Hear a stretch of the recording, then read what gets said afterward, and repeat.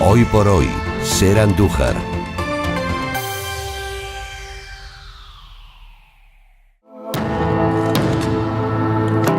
En Hoy por Hoy Andújar, Neuroser. Abrimos nuestra consulta de psicología para abordar algunas circunstancias cotidianas con la conducción. La conducción, que es algo que hacemos completamente a diario, sobre todo hoy que llueve mucho, ¿no? Habrá algún loco que vaya en moto, pero otros conducimos vehículos cerrados y techados. Se acerca el Día de Todos los Santos, un posible puente para algunos y algunas, otros no, pero es posible que aprovechemos estos días para salir de viaje. Hoy hemos querido abordar el asunto de la conducción en nuestra sección Neuroser, la sección de psicología que cada martes nos trae nuestra colaboradora y nuestra psicóloga particular de bolsillo, María López. Muy buenas, María. Entiéndase, bueno, a ver si ahora probamos. A ver, hola. Hola. Ahora sí. Buenas tardes. Entiéndase lo de bolsillo que cualquiera se lo lleva a cualquier lado. Por aquello que se nos escucha por la fonoteca de la cadena SER, el canal de YouTube. Por cierto, hemos recibido felicitaciones por el espacio anterior, ¿eh? Muchas gracias. Que conste. Qué alegría. Bueno, María, la conducción, ahí también influye mucho la psicología, cómo nos enfrentamos al volante. ¿Qué variables influyen en esta conducta, en esta actividad cotidiana? Bueno, pues realmente influyen muchísimas variables. Fijaros que en el anterior programa hablábamos del estrés. Pues una de las variables que también influye. ¿Qué produce el estrés al volante? Bueno, pues hace que haya una sobreexigencia en el conductor y que además haga que tengamos conductas agresivas. Y bueno, pues encontramos esos conductores con esa competición, ¿no? Esa competitividad al volante que realmente puede provocar serios accidentes. Luego hay otro tipo de variables, como pueden ser, por ejemplo, las variables de personalidad.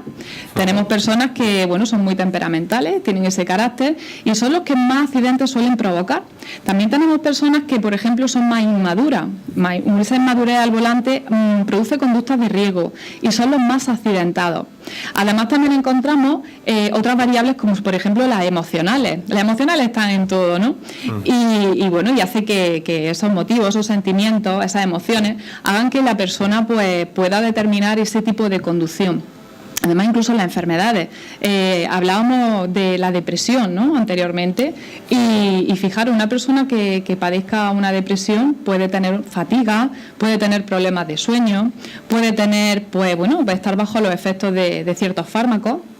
Y además también esto, hablando de los fármacos, las sustancias de consumo pues puede hacer también que las personas pues tengan un poco, digamos, más sensible o menos sensible ese estado de alerta, esa hipervigilancia, ¿no? Además, la capacidad de reacción, pues por ese consumo de ciertas sustancias, puede hacer que se provoquen ciertos accidentes de tráfico. Cuestiones lógicas, pero que lamentablemente hay que reincidir en ellas a menudo y cada vez que se hablan de este tipo de circunstancias, como es la conducción.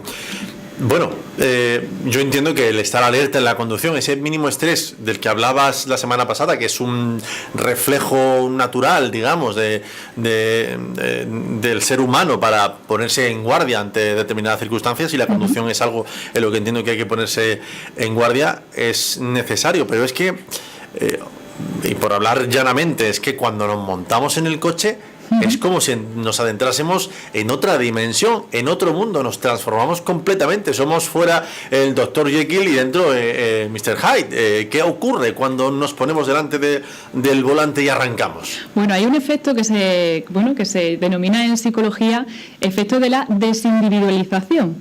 ¿Realmente esto qué es? Bueno, pues es el efecto del anonimato, que lo que hace es que desempeña un papel básico, imprescindible, lo que es la conducta agresiva. ¿Qué implica esto? Pues simplemente implica decir, yo no soy el responsable de mi comportamiento. Ajá. Y esto genera que las personas nos volvamos un poco más, que midamos menos los riesgos, ¿no? Y realmente se produce un cambio importante en la persona. Es decir, podemos encontrar personas muy prudentes fuera de un coche y de repente se montan en el coche y bueno, vemos que se vuelven mucho más agresivas, comienzan a generar ciertas conductas de respuesta a otros conductores, de quejarse, de insultar, de ser imprudentes, y realmente es un cambio, ¿no? Se produce como un choque de decir, son personas diferentes, pues no, es la misma persona. Todo esto tiene un porqué. ¿Es porque nos sentimos protegidos por el entorno del vehículo? Efectivamente. ¿O por qué? Realmente hay un estudio, que voy a hablar un poquito de él, que se realizó, estamos hablando de la época hippie, ¿no? En 1971, y fue en la Universidad de Stanford. El experimento se habla de la prisión de Stanford. Realmente no era una prisión, era la misma universidad, donde en su sótano uno de la persona que inició este experimento, que era el doctor Zimbardo, lo que hizo es que quería demostrar que no existe realmente personas buenas o malas, sino que es el poder de la situación el que determina eso, ¿no? Entonces cogió un grupo de estudiantes, todos eran estudiantes, y a todos les pasó una serie de test y le hizo una prueba de evaluación de la personalidad, donde todos eran normales, es decir, nadie destacaba por ninguna conducta agresiva ni ninguna respuesta que dijésemos que se sabía que iba a tener ese tipo de comportamiento. ¿Qué es lo que ocurrió? Pues que realmente él se preguntaba si realmente existían personas buenas o malas. Realmente la situación se diseñó de forma que a un grupo les tocó ser los guardianes o los guardias, y en otro grupo fueron los prisioneros. El experimento realmente estaba diseñado para que durase, pues creo que era unas 2 semanas. Y a los 5 días tuvieron que interrumpir el experimento, ¿no? Por la situación, cómo se llegó a desbordar. ¿Qué ocurrió? Bueno, pues realmente cada uno empezó a asumir sus roles. El experimento, cuando comenzó, imaginaos que desde primera hora ya a esas personas que le había tocado ser los prisioneros, sus propios compañeros de universidad, que eran los guardias, iban a recogerlos a sus casas para el experimento en coche de policía. O sea, ya los arrestaban en su casa.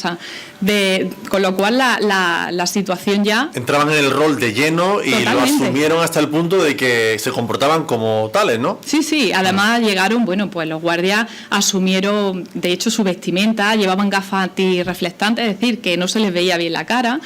Todo esto hacía que llevaran como una especie de máscara. Y ellos, en ese sentido, no pusieron límites a la hora de impartir justicia con esos compañeros, ¿no? Que realmente eran sus compañeros, y le había tocado ese rol de presos, ¿no?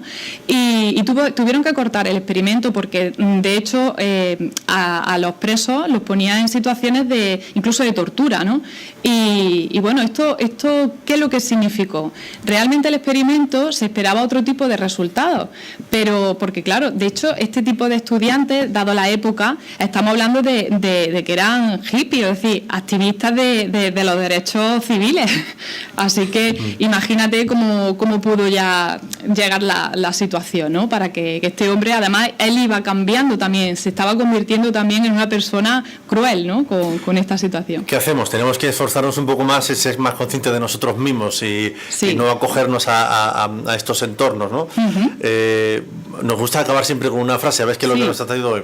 Bueno, pues una frase de este señor, del doctor Zimbardo, que decía que cada uno de nosotros tenemos 3 posibilidades: ser pasivo y no hacer nada, ser malvado o convertirnos en un héroe. Pues seamos héroes. María López, gracias. Gracias a vosotros. Feliz puente. Igualmente.